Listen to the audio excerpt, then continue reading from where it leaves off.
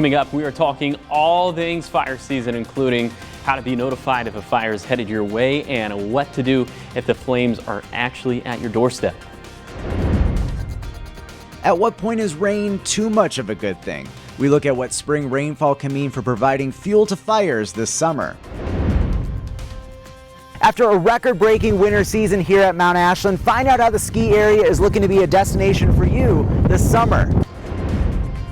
We've been here now for 20 years, and it's the reason that we started here, was that stretch of river. It was the Upper Klamath. It'll be the final summer of rafting a famous stretch of the Klamath River before the removal of the dams end this iconic trip. Find out how whitewater rafting on the Upper Klamath will change in the years ahead. This is a Newswatch 12 special presentation, the StormWatch 12 Summer Forecast. Here now is the StormWatch 12 weather team. Summer is almost here, and the StormWatch 12 weather team is making sure you're prepared. Thanks for joining us for the StormWatch 12 Summer Forecast. I'm Chief Meteorologist Matt Hoffman. Over the next half hour, we're going to break down how current and future weather conditions will impact your summer plans and, of course, fire season. Let's start off first, though, with an update on the drought in our water year as we head into summer. Taking a look at precipitation in Medford over the last several months, you can see it's been very much up and down. December well above average for the Rogue Valley, but January and February were well below normal. So where does the water year stack up? Well, as of Monday, we are running quite the departure, quite the deficit in Medford, over 4 inches. And most areas are seeing a deficit when it comes to precipitation this water year so far. But there are some good areas, especially up in the mountains. And then look at the Mount Shasta area, 7.5 inches of a surplus of precipitation. Overall, we've had some good news with the drought. This is where we started the water year early in October. Much of the region seeing severe to extreme drought. But our latest update, a lot of steady improvement. But there are still areas of moderate to even severe drought for parts of southern Oregon and northern California. The good news is, as we head into fire season, we're looking a lot better heading into summer than this time last year when the extreme drought was much more widespread. So overall, it was a good wet season for southern Oregon and northern California. We've seen steady improvements in the drought, and we're heading into summer with an ample and above average snowpack. But what could this mean for fire season? For a preview of this fire season and how recent precipitation comes into play, let's head over to StormWatch 12 meteorologist Josh Culbreth. Josh? Yeah, thanks, Matt. Well, I'm sure we're all familiar with the concept that too much of a good thing can be not such a good thing, and that directly applies to the wet season and its lingering impacts into fire season. With this past wet season being such an overachiever, Natalie Weber with ODF Southwest tells me that this can lead to more available fuels this fire season. The grass is going back really quickly. And so, while we're seeing that in our yards, that's what we can expect out on the mountains as well, except no one's taking care of that. And so, when you think about that fuel load that's just continuing to grow, that's what we're up against. Now, to get a better idea of the kind of fire season we're in for, I also asked Natalie if this wet season is comparable to previous years. She told me that it's somewhat similar to last season in that there's been a lot of wet weather in the spring. However, unlike last year, this year's wet season didn't feature many dry stretches at all. So it's hard to say if the increased moisture and snowpack will outweigh the overgrowth of fuels. Throughout the course of our summer weather forecast, we're going to really drive home the point of preparation for this upcoming fire season. So let's get very serious for a second, and let's talk about preparation in the worst way possible. In a God forbidden scenario, what if you've run out of time to outrun a wildfire? What do you even do? I talked to Levi Hopkins of ODF, and he told me the very limited options in that awful hypothetical. Maybe you do have a big cleared agricultural field that you can go in, an irrigated pasture, so the home might not be the safest place. Maybe you got a big pond. I'm thinking really outside the box here, just because this is the last resort. The last thing we want to even consider is hunkering down. Now, as awful as that sounds and as terrible as that scenario is, the good news is that it doesn't have to be like that. Staying on top of wildfire evacuations and leaving when you're supposed to leave is paramount to staying safe this fire season. We'll tell you how to do all of the above coming up later in the show. Fire lookouts have been a big part of Southern Oregon history over the years. They're no longer manned in Southwest Oregon to spot wildfires. ODF has instead trusted a camera detection system since 2006. That's become a big success over the years. The network has grown to 30 cameras at 15 different sites around Jackson and Josephine counties. Detection specialists monitor the cameras in search of new fire starts and are better able to determine the proper resources needed to keep the fires small. And a lot of times they find these fires before anyone else reports it to 911. Natalie Weber with ODF says last year was the 6th year that the camera system outperformed the statistics of the manned lookout towers.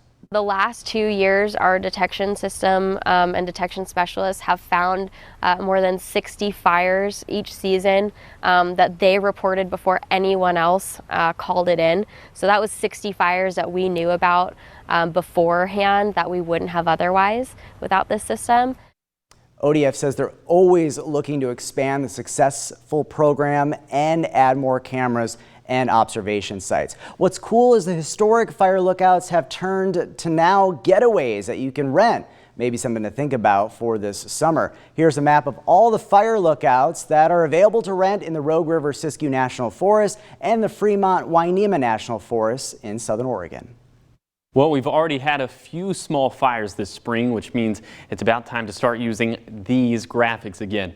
So let's have a little refresher on what it actually means to have an evacuation warning order, level 1, 2, and 3. So we'll start off with California. There's an evacuation warning, which means that you have to be set to go. You have to put all those materials into your go bag.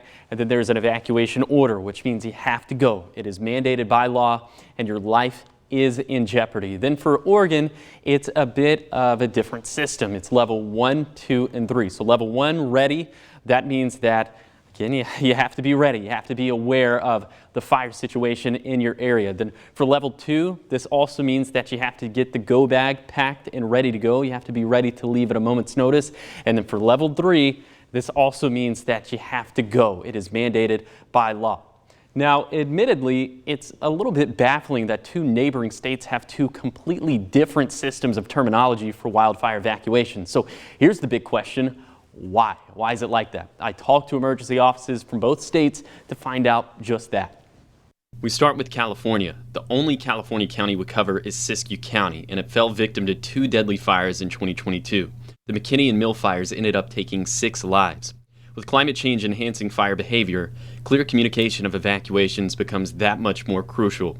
Don O'Keefe, Chief of Law Enforcement at the California Office of Emergency Services, told me that consistent evacuation terminology will require coordination from several states. Yes, we're actually here at Cal OES. We're already working with our partners, Oregon, Nevada, Arizona. They border the state. So we're in the process of working with those folks.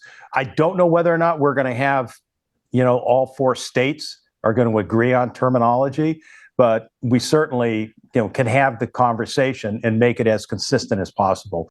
California's evacuation terminology was adopted in 2020, while Oregon continues to use the more nationally used model. Matt Marhine, Deputy Director of the Oregon Department of Emergency Management, says that even with differences in terminology, the call to action is still the same. They are far more similar in nature in the idea that we are attempting to ensure that the population is informed and aware of what the hazard is and what they can do to protect themselves, their family, and their property. So whether you're in California or Oregon, and whether you're subjected to the evacuation warnings, orders, level 1, 2, or 3, you have to get ahead of the game. Allison Green, who's Public Affairs Director for the Oregon State Fire Marshal's Office, says that it all comes down to preparation. No matter what disaster it is, the preparedness steps that people can take are going to cross boundaries. The same way that our disasters don't respect those boundaries, our education needs to go across. And so whether folks are in Northern California or they're in Southwest Oregon, they need to sign up for alerts so they know what is going on. Allison also told me that things like hand crank radios and local media partners like KDRV Newswatch 12 can also be good avenues to receiving life-saving information. However, the linchpin in it all is signing up for those alerts, and I'll show you how to do exactly that right now. So first we start with Siskiyou County, a very good product that the Siskiyou County Sheriff's Office has on their website. It's known as Code Red. And so for this, you have to know your zone because every portion of Siskiyou County is under some sort of zone. So if you enter your information into this link right here, you can find out your zone and you'll get those alerts right to your phone. And then for Oregon, it's a little bit different. For example, Jackson County, there are zones within the city limits of Medford, but for some of the areas in rural Jackson County, there are no zones. So we'll go ahead and simplify it. You can just enter your county, your city, your tribe, or your zip code at oralert.gov. Doing either of these, if you live in Siskiyou County or any of our Oregon counties, could quite literally save your life this fire season.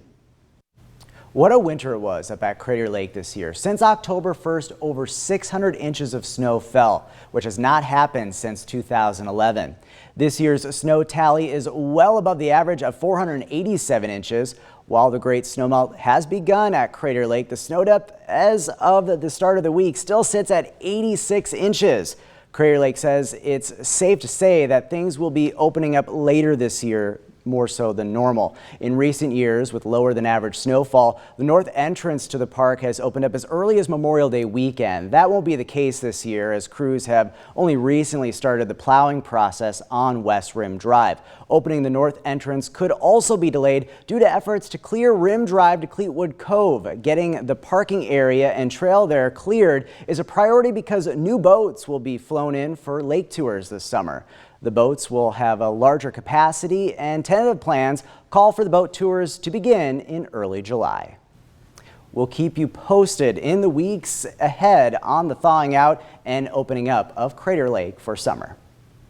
And speaking of Crater Lake is part of the Rogue and Umpqua basins technically, and you can see that the snowpack is still well above average for this time of the year. And you can say the same thing again for the Klamath Basin, for the Lake County and Goose Lake basins, also for the Sacramento River Basin. So still a lot of snowpack that has to be melted down, and eventually that'll start to fill up our reservoirs a little bit more. So our reservoirs still aren't exactly sitting at the spot we want them to be. You can see Shasta Lake is above average for this time of the year, but still well below average for Trinity Lake, for Howard Prairie, Immigrant Lake, Hyatt Lake, 4 Mile Lake, Fish Lake. We're still right at average for Agate Lake, but Agate Lake is pretty small. So the million-dollar question this summer is, how much of that gap will we close by the snow melting and then subsequently the reservoirs filling up? Well, we'll just all have to wait and watch and find out together. But coming up a little bit later in the show, Matt will tell you